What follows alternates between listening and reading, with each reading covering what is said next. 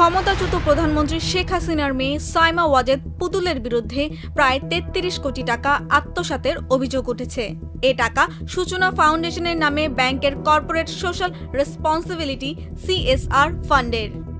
এই কাজে সাইমা ওয়াজেদকে সহযোগিতা করতেন এক্সট্রিম ব্যাংক ও বাংলাদেশ অ্যাসোসিয়েশন অব ব্যাংকসের BAB'র সাবেক চেয়ারম্যান মোহাম্মদ নজরুল ইসলাম মজুমদার। এসব তথ্য জানান দুর্নীতি দমন কমিশন দুদক। যে ২০টি ব্যাংক সূচনা ফাউন্ডেশনে টাকা দিয়েছিল সেই ব্যাংকগুলোর তথ্য পেয়েছে দুদক। আরও জানা গেছে, জনকল্যাণ ও সামাজিক উন্নয়নমূলক কাজের জন্য ব্যাংকগুলো CSR ফান্ডে টাকা জমা করে। সেই টাকা জোর করে নিত সূচনা ফাউন্ডেশন। প্রতিষ্ঠানটির চেয়ারপারসনের দায়িত্বে ছিলেন সাইমা ওয়াজেদ। তার বিরুদ্ধে গত ২০ মার্চ দুদকের উপপরিচালক তাহসিন মুনাবিল হক বাদী হয়ে মামলা করেন। দুদকের উপপরিচালক আক্তার হোসেন বলেন, ক্ষমতার অপব্যবহার করে ২০টি ব্যাংক থেকে ৩৩ কোটি ৫ লাখ টাকা নিয়েছিল সূচনা ফাউন্ডেশন। ব্যাংকের CSR ফান্ডের টাকা অপব্যয় ও আত্মসাতের অভিযোগে সাইমা ওয়াজেদের বিরুদ্ধে মামলা করা হয়েছে। এ মামলায় নজরুল ইসলাম মজুমদারকেও আসামি করা হয়েছে। সূচনা ফাউন্ডেশনকে সবচেয়ে বেশি টাকা দিয়েছে বেসরকারি ব্যাংক ফার্স্ট সিকিউরিটি ইসলামী ব্যাংক লিমিটেড ও ইসলামী ব্যাংক বাংলাদেশ লিমিটেড। ব্যাংক দুটি দিয়েছে প্রায় ১০ কোটি টাকা।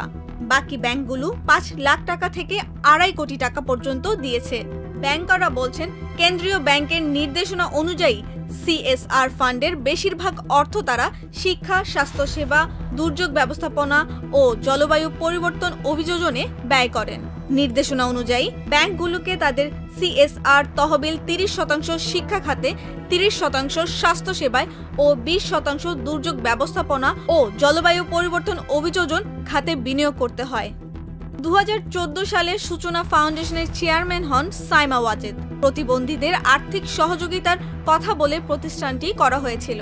দুদক সূত্র জানায়, সাইমা ওয়াজেদ বাংলাদেশ মেডিকেল বিশ্ববিদ্যালয়ে শিক্ষকতার মিথ্যা দাবি করে বিশ্ব স্বাস্থ্য সংস্থা দক্ষিণ পূর্ব এশিয়ার আঞ্চলিক পরিচালক পদে নিয়োগের আবেদন করেছিলেন এবং পরিচালক পদে নির্বাচিত হয়েছিলেন। এই অভিযোগে তার বিরুদ্ধে মামলা করেছে দুদক।